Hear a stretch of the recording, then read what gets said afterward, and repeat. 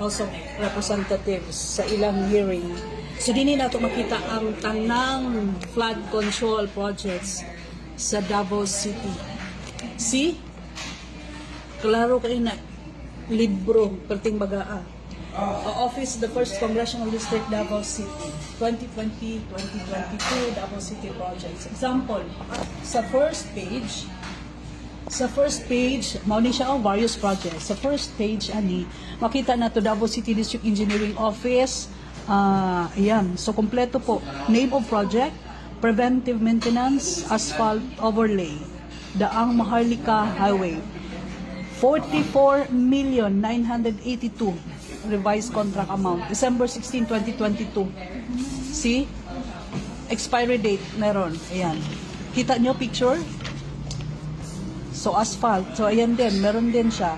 Ayan. December 16, 2022. What else? Dami pa, oh. See? Flood control. Flood control. Asan ang flood control? Okay. Okay, so, ito na. Flood control. Construction of reverment. Tama? Reverment. Davao River Flood Control, Bolton Bridge, upstream, SAR, New Matina, Phase 1. 45 million. 80, tama? Tama ba ako? 45 million? 45,080,000? Okay.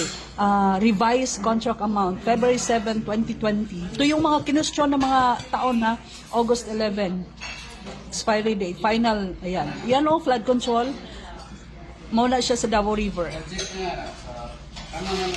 See, kompleto guys, oh. Department of Public Works and Highways, Davao City Engineering Office, my address, project ID number, name. Ayan pa. So, another project. So, 86 million. Yan, with photos, corresponding photos, my report. Yan, flood control project, construction pa rin, Talomo River. CO, December 13, 2020, 86,186,000. So, ito yung hinahanap nila na 51 billion ng mga congressmen. So, another, flood mitigation structure, construction, name of project, ayan, project ID number, ayan. So, contract amount, 43,738,000. December 9. Expiry, September. Flood control, yan, oh. So, another, flood control.